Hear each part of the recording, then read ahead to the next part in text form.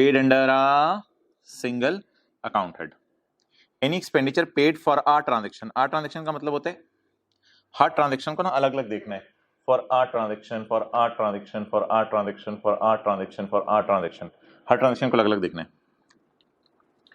Any खर्चा for a transaction, हर transaction को अलग अलग देखना है। एनी खर्चा for a transaction paid under आ।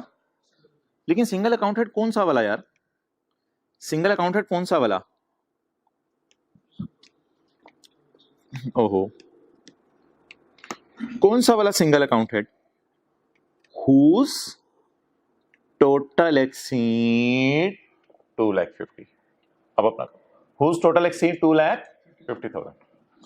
तो any expenditure for a transaction, हर खर्चा जो ट्रांजेक्शन का हुआ अलग अलग, पेड अंडर आ। लेकिन कौन सा account head? Whose total exceed 2,50,000।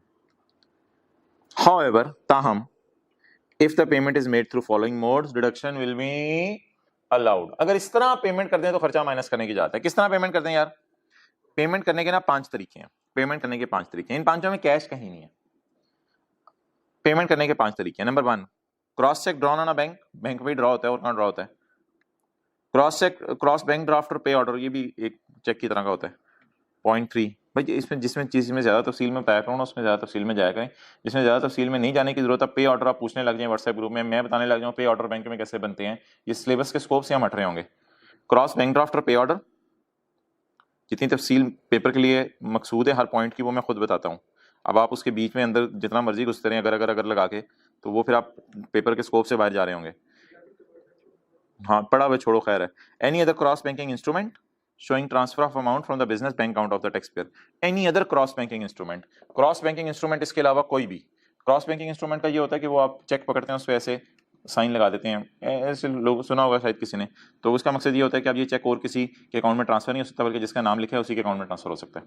तो कितने तरीके अलाउड हैं जी पेमेंट के? 5। पहला, क्रॉस चेक दे दें आप, बहुत ही अच्छी बात है। क्या दे दें जी? Cross check.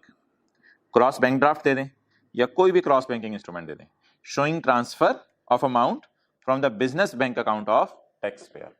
जो पेमेंट करने वाला है उसके किस अकाउंट से पैसे? Showing transfer of amount from business bank account of tax payer. Payment करने वाले के, देखो एक होता है पेमेंट करने वाला और एक होता है जिसको पेमेंट मिल रही है। तो पेमेंट करने वाले के किस अकाउंट से पैसे ट्रांसफर हो रहे हो? बिजनेस बैंक अकाउंट से। अच्छा, 2 तरीके और अलाउड हैं, ऑनलाइन ट्रांसफर और पेमेंट थ्रू क्रेडिट कार्ड, ये भी अलाउड है। ऑनलाइन ट्रांसफर तो वो होती है ना, मोबाइल बैंकिंग या लैपटॉप से आपने ट्रांसफर कर दिए। ऑनलाइन ट्रांसफर ऑफ पेमेंट, आई की फीस शायद आप लोगों ने ऑनलाइन ट्रांसफर की हो कभी। Online payment from the business bank account of pair, पे करने वाले का भी बिजनेस बैंक अकाउंट हो और जिसको पैसे दिए जा रहे हैं उसका भी कौन सा बैंक अकाउंट हो? Business bank account. As well as payment made through credit card shall also be treated as transaction through banking channel. तो 5 आप ज़बानी याद कर ले। Number 1 cross cheque, number 2 cross bank draft, number 3 any other cross banking instrument, number 4 online transfer, number 5 payment through credit card. These all shall be treated as transactions through banking channel. If the transaction is verifiable, अगर transaction verifiable हो from the bank statement of payer and the payee। Pair कौन होते हैं? दुकान पे पैसे पे कौन करता है आपको पता है? कस्टमर। दुकान पे पैसे पे कौन करता है? कस्टमर, जो चीजें लेने आया है। और बोलें पेई कौन होते हैं? और यार बता दो पेई कौन होते हैं? दुकानदार, शॉपकीपर। समझ आइए बात? दुकान पे आप जाके पैसे पे करें, आपको क्या कहा जाएगा? पेयर। और दुकानदार को पेई। लिख लें, कस्टमर और शॉपकीपर। यार वो 25,000 वाली भी एक चीज पड़ी थी, 25,000 वाली भी एक चीज पड़ी थी ना, अभी तो 2.5 लाख तक पड़ा है। 25,000 वाली भी एक बात पड़ी थी, वो पढ़ लो अब जरा। Above provision shall not apply, ऊपर वाला रूल नहीं लगेगा। ये तो बड़ी रिलैक्सेशन की बात है, इसका मतलब जैसे मर्जी पेमेंट करो। Above provision shall not apply का मतलब कभी कभी पता क्या होता है? कभी कभी above provision shall not apply का मतलब होता है रिलैक्सेशन आने लगी है, मजे। Above provision shall not apply का यहाँ पे उर्दू में कॉन्टेक्स्ट बनेगा मजे। क्या बनेगा? मतलब मजे। मजे कब होंगे यार? खर्चे नॉट एक्सीडिंग 25,000। खर्चों से मुराद पता है क्या यहाँ है? इंडिविजुअल खर्चे, इंडिविजुअल खर्चे क्या मतलब? और इंडिविजुअल खर्चे क्या मतलब? टोटल की बात कर रहा हूं या इंडिविजुअल की बात कर रहा हूं? इंडिविजुअल। तो लिख लो इंडिविजुअल खर्चे, इंडिविजुअल खर्चे इन टी काउंट्स, इंडिविजुअल खर्चे इन टी काउंट नॉट एक्सीडिंग 25,000। अगर खर्चे 25,000 से नहीं बढ़े तो अलाउड है। इसका मतलब है मोटे मोटे अलाउड है या छोटे मोटे अलाउड है? बोलो मोटे मोटे अलाउड है या छोटे मोटे अलाउड है?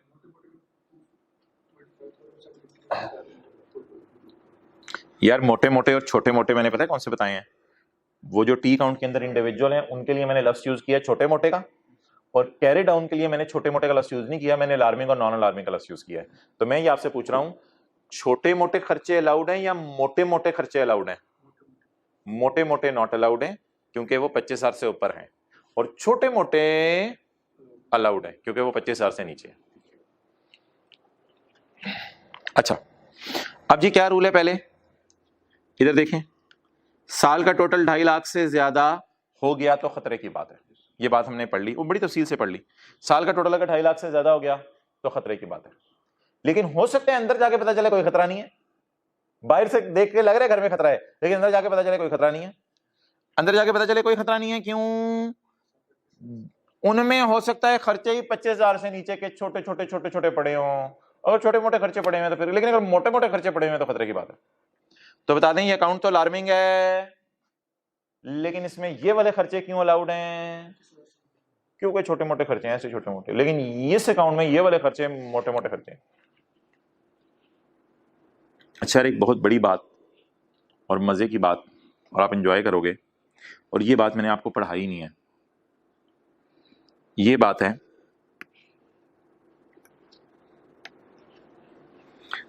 इलेक्ट्रिसिटी। क्या? इलेक्ट्रिसिटी। बात ना मेरी पूरी सुना करें। फर्ज करें आपने कारोबार शुरू किया साल के आखिरी 4 महीने, और आपने बिजली का बिल दिया, बिजली का बिल दिया ₹1,00,000, फिर 1,05,000 बिजली का बिल, आपको पता है ऊपर नीचे होता रहता है। फिर आपने बिल दिया 95,000, और फिर आपने बिल दिया दोबारा 1,00,000। ये टोटल कितना हो गया? 4 लाख। टोटल कितना हो गया? 4 लाख। अब आप बता दो, पहला सवाल हमारा क्या होता है? पहला सवाल हमारा क्या होता है? खर्चा एनुअल टोटल बढ़ रहे क्या 2.5 लाख से? यस। ये अकाउंट कौन सा है? अलार्मिंग। तो येलो लगाऊं या मैं ग्रीन लगाऊं? येलो। भी याद है येलो वाला हाइलाइटर मैंने यूज किया था। तो ये अकाउंट क्या है? अलार्मिंग। अब इसमें जो खर्चे हैं इंडिविजुअल खर्चे, क्योंकि ये अलार्मिंग अकाउंट है तो इसमें सारे खर्चे अलाउड नहीं है। इसमें वो इंडिविजुअल खर्चे जो ग्रेटर हैं 25,000 से और पे किसमें हुए हैं, वो क्या होंगे? Not allowed. आप बता दो, क्या ये इंडिविजुअल पेमेंट्स ग्रेटर हैं 25,000 से? ओ बोलो, ग्रेटर हैं 25,000 से, और पे भी किसमें हुई है, इस वजह से ये नॉट अलाउड। तो अब बता दो, ये 4 खर्चे चारों के चारों अनलकीली छोटे मोटे हैं या मोटे मोटे हैं? इस वजह से ये क्या हो जाएंगे? ये बात समझ आ गई? लेकिन यार अफसोस के साथ या खुशी के साथ ऐलान किया जाता है ये सारे अलाउड है। सर सुबह का कुछ और पढ़ा रहे हैं, अभी कुछ और आपने कह दिया। हाँ यार, ये ना इलेक्ट्रिसिटी सुबह के जो हम रूल्स में लगे हुए हैं ना, इलेक्ट्रिसिटी इसकी एक्सेप्शन है। मसला ये है कि बिजली के बिल ना बैंक में जमा ही कैश में होते हैं। अक्सर आपने लाइन में लग के देखा होगा कि जब बैंक में लाइन में लगे होते हैं बिजली का बिल, तो बिजली का बिल आप कैश में ही पे करते हो। और कई दफा हो सकता है कोई बंदा इधर क्लास में बैठा हो जिसका घर का 25,000 से भी ज्यादा आया हो बिजली का बिल महीने का, तो वो कैश में ही जाके पे कराता है। तो पाकिस्तान की ना नेचर ऐसी है कि आमतौर पे ना लोग पैसे ही लेके जाते हैं, रोकड़ा पैसे ही लेके जाते हैं बैंक में और जमा करवाते हैं। तो इसलिए माना कि इलेक्ट्रिसिटी अलार्मिंग अकाउंट है, और माना कि इसके अंदर होने वाले खर्चे 25,000 से ज्यादा हैं, लेकिन फिर भी मजे ये अलाउड है सारे खर्चे। तो चौथा टी अकाउंट जरूर बनाओ। माना कि ये अकाउंट अलार्मिंग है लेकिन इसके खर्चे अलाउड होंगे। किस वजह से? यार इसका नाम इलेक्ट्रिसिटी है, ये वजह है, इसका नाम इलेक्ट्रिसिटी है। अगर ये रिपेयर अकाउंट होता ना तो फिर ये सारे नॉट अलाउड हो जाने थे, फिर तो ये नॉर्मल सा अकाउंट था, इलेक्ट्रिसिटी अकाउंट नहीं था। अच्छा, अब यार लॉ मेकर ने आके ना कुछ खर्चों को रिलैक्सेशन दी, उनमें से एक खर्चा कौन सा मैंने अभी पढ़ाया आपको, ताजा ताजा इलेक्ट्रिसिटी। अब लॉ मेकर ने देखते हैं किन किन खर्चों को रिलैक्सेशन दी, देखते रहना भाइयों, लॉ मेकर ने किन किन खर्चों को रिलैक्सेशन दी।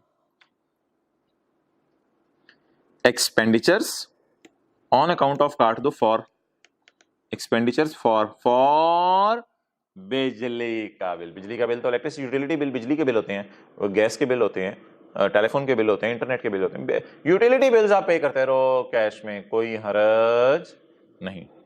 इसी तरह किराया भी कैश में पे कर दो। किराए का अकाउंट मैंने बनाया या फिलहाल यूटिलिटीज का अकाउंट बनाया है? आपके सामने सिर्फ मैंने यूटिलिटीज का बनाया है, किराए का भी बना सकता था, जो मर्जी बना था। लेकिन मोहतरम 5 अकाउंट ऐसे हैं जिसमें मजे हैं। कैसे? above provision shall not apply in case of मजे, in case of बिजली के बिल, in case of किराया, in case of traveling। Travel और किराया इसमें खास फर्क नहीं होता। ट्रैवलिंग में होता है कई दफा आप अपने एम्प्लॉयज को सैर करवाने के लिए कोई बस अरेंज करा लेते हैं तो ट्रैवलिंग हो गई। और फ्रेट होता है कि कई दफा आप सामान भिजवाते हैं इधर से उधर। फ्रेट, ट्रैवलिंग, पोस्टेज, डाकखाने में चले जाओ टिकटें भी पैसे देके मिलती हैं, कैश रोकड़ा देके मिलती हैं। And payment of taxes, duties, fees. ये जो फाइन्स का लफ्ज है ना, इसको मैं क्वेश्चन मार्क लगा रहा हूं, ये 1-2 दिन बाद समझाऊंगा। फाइन का लफ्ज, payment of taxes, duties, fees और any other statutory obligation paid to government. Paid to government, statutory obligation होती वो है जो गवर्नमेंट को पे करे। फाइन के लफ्ज को ना अभी छोड़ दो, फाइन में एक और पॉइंट भी हमने पढ़ा था, वो पॉइंट और ये पॉइंट जरा मिक्स ना हो जाए कहीं, इस वजह से फाइन के पॉइंट को भी छोड़ दो। Payment of tax paid to government, payment of duty paid to government, payment of fees paid to government और payment of any other statutory, statutory होती है हुकूमत को, स्टैट्यूटरी ऑब्लिगेशन पेड टू। ये खर्चे भी किस में आप पे कर सकते हैं? कैश में।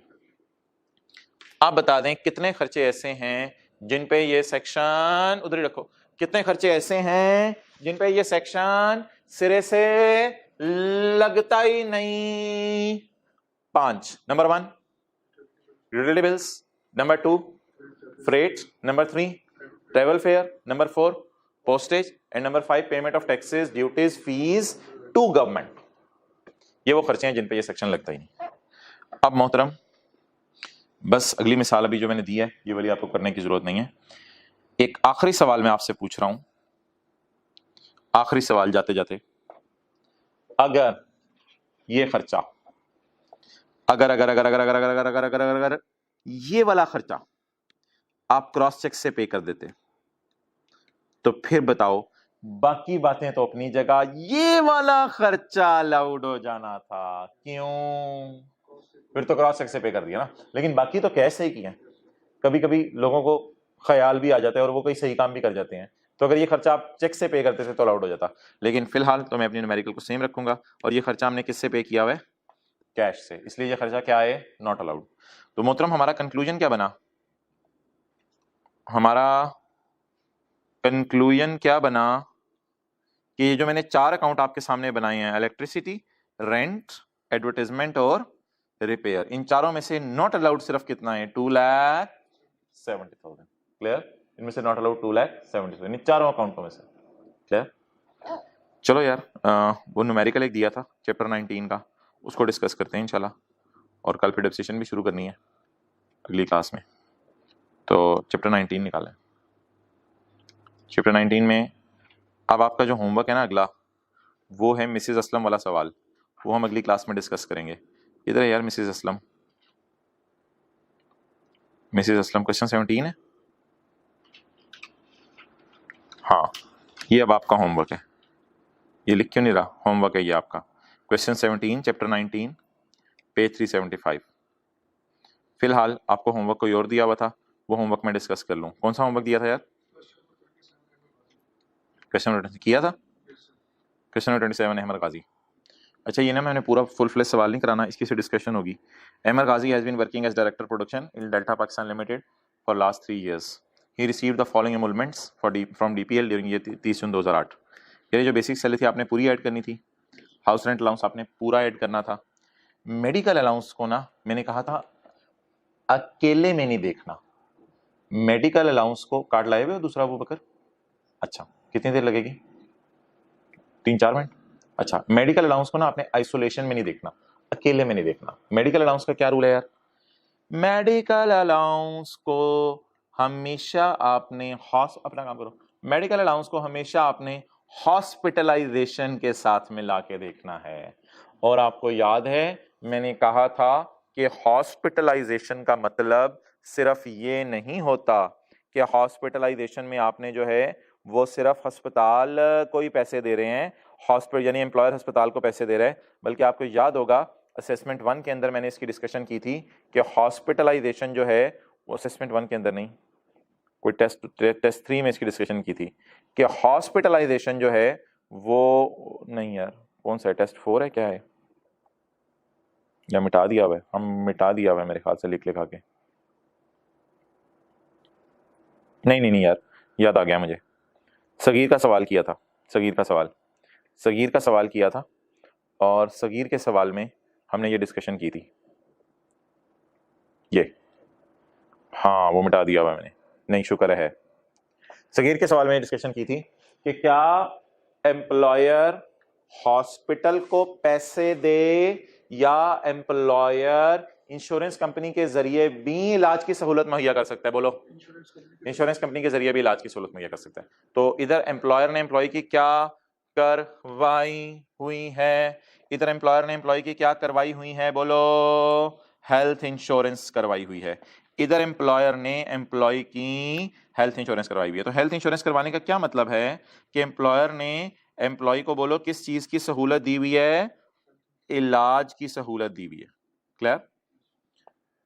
अब मोहतरम, मेडिकल अलाउंस भी सवाल में अवेलेबल है और हॉस्पिटलाइजेशन भी अवेलेबल है।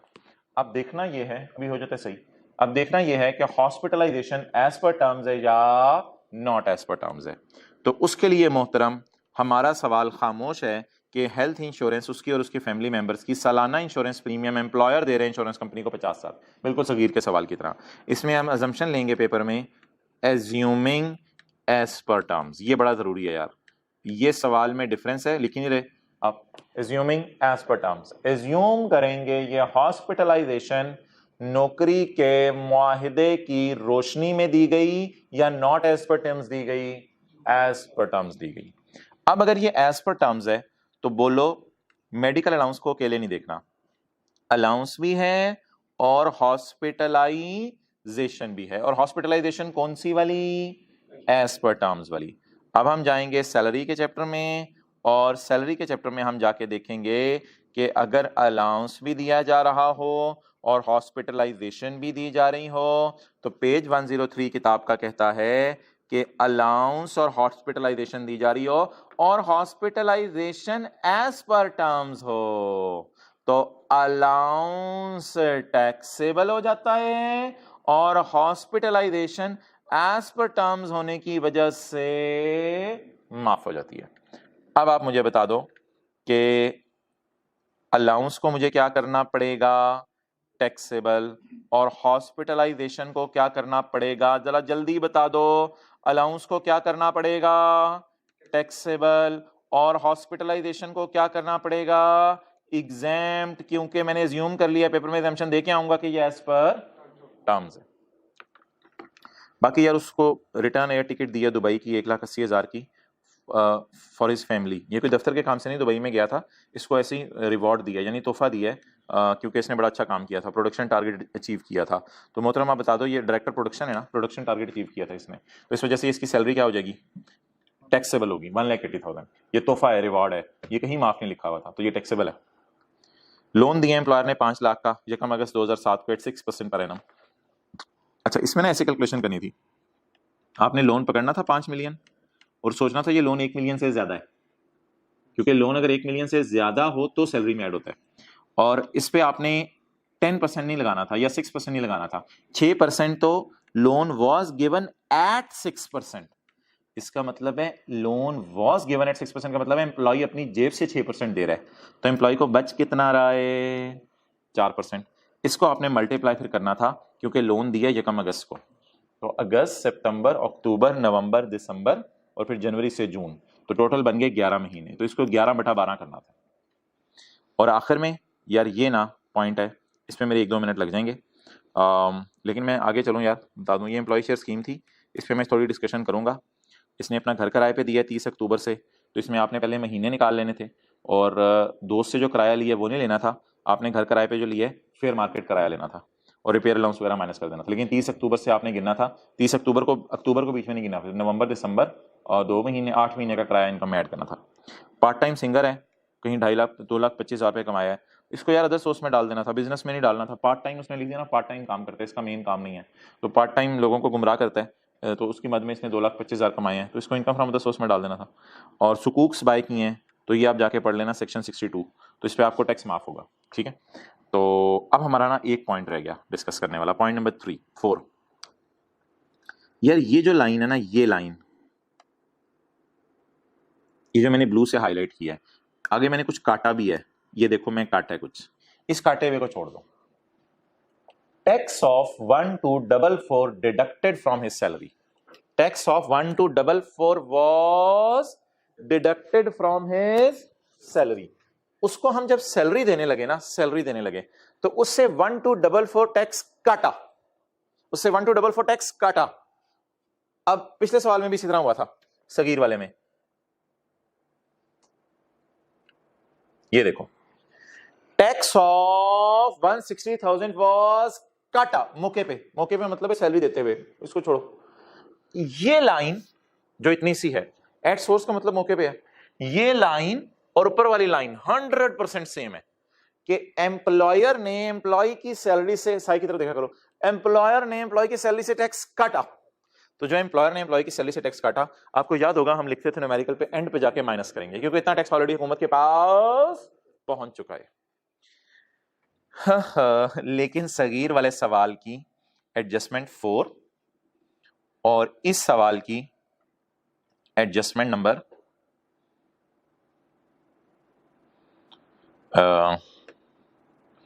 कौन सी बन रही है, इस सवाल की एडजस्टमेंट नंबर 4। इन दोनों में सिर्फ ये बात नहीं है, एक छोटा सा फर्क और भी है, इन दोनों में सिमिलैरिटी एक है, यहां तक सिमिलर है। उधर भी क्या लिखा हुआ है, टैक्स काटा, इधर भी क्या लिखा हुआ है, उसकी सैलरी पे टैक्स काटा, तो ये एंड पे आपने माइनस करना है। तो सॉल्यूशन में आप देखोगे ये 1,244 एंड पे माइनस हुआ है।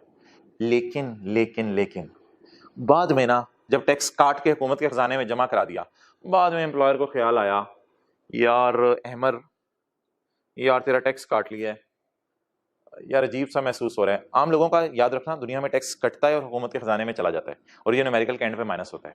हमने 2 न्यूमेरिकल्स में किया, सगीर में भी किया था, टेस्ट की डिस्कशन में भी किया था। तो आम लोगों का टैक्स कटता है, हुकूमत के खजाने में चला जाता है। लेकिन बाद में एम्प्लॉयर को ख्याल आया और एम्प्लॉयर ने कहा यार नहीं यार, ये ना मैं तुझे तुझे तुझे देता हूं यार। ये मोहतरम न्यू लाइन है जो सवाल को डिफरेंट कर रही है, कौन से वाले सवाल से, सगीर वाले सवाल से। ये लाइन सगीर वाले सवाल से इसको डिफरेंट कर रही है। ये लाइन कह रही है was deducted from his salary, and होना चाहिए था यार बीच में, and was reimbursed to him। ये नई लाइन है, इसका मतलब बताओ, सैलरी से टैक्स काटा, काट के हुकूमत को जमा करवा दिया, अब एम्प्लॉय बेचारा कम सैलरी घर लेके गया, साल के एंड में एम्प्लॉयर ने बुलाया, ओए इधर आ यार, तेरे से बड़ा ही खुश हूं मैंने तेरी सैलरी पे टैक्स काटा था, माजरत यार, वो टैक्स मेरी तरफ से, टैक्स मेरी तरफ से, मैं तुझे इतना खर्चा वापस करता हूं, ये ले यार, ये पकड़। ये तो मोहतरम बिल्कुल कोई और सिनेरियो बन गया, ये तो कोई और सिनेरियो बन गया। ये पता है हमने कहां पढ़ा था, ये हमने पढ़ा था सैलरी के चैप्टर में,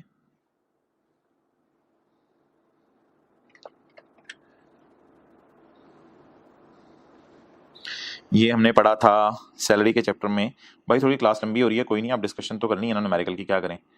ये हमने पढ़ा था सैलरी के चैप्टर पे, पेज 83 पे, where an employer agrees to pay tax on employ salary. वो तो नहीं है, उस जैसा सिनेरियो है, सोचो कैसे। असल में हुआ क्या, एम्प्लॉयर ने एम्प्लॉय की सैलरी से टैक्स काटा और काट के बाद में एम्प्लॉय को दे दिया, तो सोचो एक तरह का यही नहीं है, एम्प्लॉय को टैक्स नहीं देना पड़ा, एम्प्लॉयर ने उसका टैक्स हुकूमत को जमा करवा दिया। क्या एक तरह का यही नहीं हुआ, पहले एम्प्लॉयर ने क्या किया, एम्प्लॉय की सैलरी से टैक्स काटा, तो एम्प्लॉय का तो सैलरी से टैक्स कट गया, सारे लोगों का टैक्स कटता था सैलरी से, न्यूमेरिकल के एंड पे करते थे माइनस। लेकिन बाद में एम्प्लॉय को तोहफा तन इतना दे दिया, तो हमने क्या पढ़ा था, अगर एम्प्लॉय को तोहफा तान इतना मिल जाए, इस तरह का सवाल हमने क्वेश्चन 3 पढ़ा था पेज 84 पे। एम्प्लॉयर ने एम्प्लॉय की सैलरी पे टैक्स अपनी जेब से बर्दाश्त किया था 500, और इधर भी बर्दाश्त ही कर रहा है, सिर्फ काट नहीं रहा। सगीर के सवाल में सिर्फ काट रहा था, हमने एंड पे माइनस किया था सिर्फ एक दफा। इधर क्या कर रहा था, पेज 84 पे हमने सवाल किया था, तो हमने क्या किया था, हमने कहा था अगर एम्प्लॉयर एम्प्लॉय की सैलरी का टैक्स बर्दाश्त करे अपनी जेब से तो इसको सैलरी में ऐड करेंगे, और एंड पे माइनस तो करना ही होता है, इसलिए माइनस करना होता है कितना टैक्स ऑलरेडी हुकूमत के पास पहुंच चुका है। अब ना जरा ये जो लाइन नई आई है सवाल में, इस लाइन का इंपैक्ट देखना, किधर इनकम फ्रॉम चैप्टर 19, ये नई लाइन है ना, नई लाइन का इंपैक्ट देखना। व्हाट इज नई लाइन, और व्हाट इज नई लाइन बोलो, ये पॉइंट नंबर 4 में नई लाइन है। इसका इंपैक्ट तो ये होगा, लिख लो कि न्यूमेरिकल के एंड पे जाके ये टैक्स क्या हो जाएगा, माइनस। लेकिन यार एम्प्लॉय को आपको फील नहीं आ रहा रीइंबर्समेंट टाइप एक तोहफा मिला है, तो ये इनकम फ्रॉम सैलरी कैलकुलेट करते हुए क्या होगा, 1244 ऐड होगा। क्लियर। अब सॉल्यूशन अगर मैं खोलूं, कौन सा वाला है, अहमर वाला है, पेज नंबर ये देखो यार, सैलरी इनकम देख देख देख यार, salary income, basic salary, medical allowance, house rent allowance, medical allowance हमने टैक्सेबल कर दिया, और इंश्योरेंस किया as per terms, exempt being as per terms नहीं, exempt assuming as per terms होना चाहिए यार, सॉल्यूशन में जाके इसको कर लें, exempt assuming as per terms, page 415 पे एग्जेम्प्ट कर दिया इसको एज पर टर्म्स। आगे चलो आगे चलो, प्रोडक्शन टारगेट का रिवॉर्ड सही है, इंटरेस्ट का लोन, और यार ये समझ आ रहा है 124400 सैलरी में ऐड किया क्योंकि एम्प्लॉयर ने इसको रीइंबर्स कर दिया था, लेकिन एंड पे लेस जरूर करना है क्योंकि ये टैक्स हुकूमत के पास ऑलरेडी पहुंच चुका है। तो देखो हमने इधर ऐड किया सैलरी में, न्यूमेरिकल के एंड पे जाके माइनस कर दिया। क्लियर। अच्छा अगली बात यार, इसमें ना वही मसला था पॉइंट 1 में। अच्छा अगर खाली ये लाइन लिखी हो, रिवाइज कर लो, तो फिर आपने एंड पे माइनस करना है, लेकिन अगर एक और लाइन भी डाल दे कि इतना टैक्स एम्प्लॉयर ने बर्दाश्त किया है, 3 स्टेप वर्किंग करने की जरूरत नहीं, अब एग्जैक्ट अमाउंट बता रहा है कि कितना टैक्स एम्प्लॉयर ने बर्दाश्त किया है, उसको आप उसकी सैलरी में ऐड कर दो। तो इस लाइन का तोहफा था, इस सैलरी में ऐड करना पड़ता, और अगर ये लाइन ना लिखी होती फिर सिर्फ माइनस करते, फिर सिर्फ एंड पे माइनस करते, जैसे सगीर के सवाल में था। तो इधर सगीर का सवाल भी लिख लो, सगीर का सवाल, सगीर, ताकि वो भी रिवाइज करो, दोनों एडजस्टमेंट्स में आपको आखिरी दिनों में फर्क समझ आ जाए। अच्छा यार एम्प्लॉय शेयर स्कीम में ना शेयर अलॉट हुए थे, आगे कुछ नहीं लिखा हुआ कितने रुपए के, तो लिख लो free of cost, cost of share 0 थी, free of cost, cost of share is ₹0, क्योंकि शेयर फ्री ऑफ कॉस्ट हमें मिले थे। क्लियर। अब रिकॉर्डिंग थोड़ी लंबी हो रही है, लेकिन क्या करें, न्यूमेरिकल ना डिस्कस करें यार, क्या कर सकते हैं। अच्छा under employ share scheme 10,000 shares were allotted to Ahmed Ghazi on 1 January 2006। अच्छा अब इवेंट्स बताने हैं आपने मुझे, शेयर कब मिले, 1 जनवरी 6 को, अकॉर्डिंग टू स्कीम वो 1 साल तक शेयर्स को बेच नहीं सकता, तो मोहतरम रिस्ट्रिक्शन कब रिलीज हुई, 31 दिसंबर 6 को। अब बताओ सैलरी में कब ऐड करेंगे, जिस दिन मिले या जिस दिन रिस्ट्रिक्शन रिलीज हुई।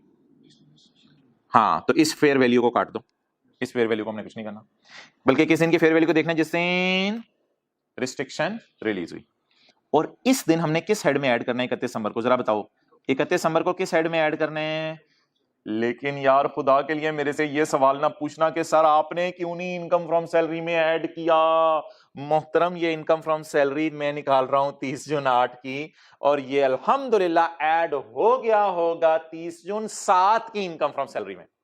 ये कहां ऐड हो गया होगा बोलो, 30 जून 7 की इनकम फ्रॉम सैलरी में, क्योंकि 31 दिसंबर 6 का क्या मतलब होता है, कौन सा साल है, 31 दिसंबर 6 का मतलब 30 जून 7 वाला साल है ना।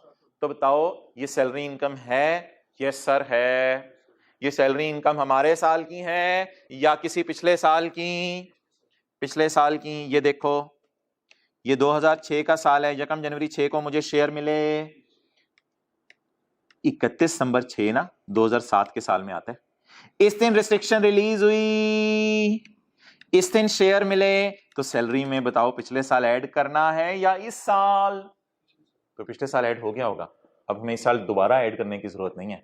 हाँ इस साल ना यार उसने शेयर्स बेचे हैं, इस साल उसने शेयर्स बेचे हैं, तो शेयर्स का बेचना कहां जाएगा बताओ, इनकम फ्रॉम कैपिटल गेन में। तो शेयर्स का बेचना कैपिटल गेन में जाएगा, वो इस साल जाएगा। शेयर्स की फेस वैल्यू को मैंने बताया था कुछ नहीं करना होता, फेस वैल्यू होता है उसके फेस पे इतनी कीमत लिखी हुई है। लेकिन यार डीपीएल कंपनी कौन सी है, भाई लिमिटेड का मतलब ये नहीं होता लिस्टेड है स्टॉक एक्सचेंज में, लिमिटेड तो प्राइवेट भी होती है। डेल्टा पाकिस्तान लिमिटेड, इतना सा लफ्ज लिखा हुआ है। अब डिसाइड ये करना है कि ये कैपिटल गेन है या सेपरेट ब्लॉक है। सिर्फ ये लफ्ज पेपर में आया हुआ लिखा हुआ डेल्टा पाकिस्तान लिमिटेड। इस लफ्ज से मैं 4 सवाल पूछूंगा। क्या पाकिस्तान गवर्नमेंट ने इसके शेयर खरीदे हुए हैं? नहीं, सवाल ने बताया। लिमिटेड का मतलब लिस्टेड नहीं होता, लिमिटेड का मतलब कुछ और होता है। क्या पाकिस्तान गवर्नमेंट ने शेयर खरीदे हुए हैं? नो। क्या फॉरेन गवर्नमेंट ने शेयर खरीदे हुए हैं? नो। क्या स्टॉक एक्सचेंज में लिस्टेड है? No. A company which is not a public is called as, बोलो बोलो, प्राइवेट। तो ये प्राइवेट कंपनी है, इसलिए बताओ ये जो शेयर्स बेच के इनकम आनी थी, ये कैपिटल गेन सेपरेट ब्लॉक में जानी थी या कैपिटल गेन नॉर्मल रिजीम में जानी थी? नॉर्मल रिजीम में, क्योंकि ऊपर ये सर्कल लगा के लिख लो। ये कंपनी कौन सी है बोलो? Private company. क्लियर? अच्छा जी, अगली बात। अब कैपिटल गेन इनकम हमने निकालनी है। सर सैलरी इनकम जो है ना, इस साल इनकम में तो नहीं जानी थी, लेकिन सैलरी इनकम निकालनी तो थी ना, सैलरी इनकम निकालनी तो थी। तो सैलरी इनकम हमने सोल्यूशन में जाके निकाली है, लेकिन हम इस साल इनकम में नहीं लेके गए। ये मैंने वर्किंग 2 की है। Gain on release of restriction on shares already taken to income in 31/12/6। Fair market value of shares मैंने बताया, cost of share cost of right 0 है। ये इनकम फ्रॉम सैलरी आ गई, लेकिन किस साल गई होगी? 31/12/6 के साल इनकम में गई होगी। मेरे साल तो कैपिटल गेन इनकम आएगी। मेरे साल क्या आएगी? कैपिटल गेन इनकम आएगी। कैपिटल गेन इनकम आपको पता है कैसे आती है? A B C, where A is the cost of share, B is the cost of right, C is income from salary. लेकिन 10,000 शेयर मिले थे, 6,000 बेचे, तो वो आपको पता है। ये हम ऊपर से जो सैलरी उठाई है, ये तो 10,000 शेयर्स वाली है ना, इसको 6,000 के ऊपर ले आए और गेन आया 60, लेकिन होल्डिंग पीरियड 1 साल से ज्यादा है, इसलिए मैंने टॉप पे जाके गेन को 75% से मल्टीप्लाई किया है। गेन को क्यों 75% से मल्टीप्लाई किया है? देखो होल्डिंग पीरियड 1 साल से ज्यादा है, और कैपिटल गेन नॉर्मल रिजीम में होल्डिंग पीरियड देखना होता है। देखो होल्डिंग पीरियड कैसे ज्यादा है? होल्डिंग पीरियड ना रिस्ट्रिक्शन रिलीज होने से नहीं देखते, होल्डिंग पीरियड शेयर मिलने से देखते हैं। शेयर मिले और शेयर बिके 1 अप्रैल 8 को, इन दोनों के दरमियान सर्कल लगा के लिख लो। होल्डिंग पीरियड 1 साल से ज्यादा है, 1 जनवरी 6 और 1 जनवरी 1 अप्रैल 8। ठीक है जी, इंशाल्लाह अगली क्लास में मिलते हैं।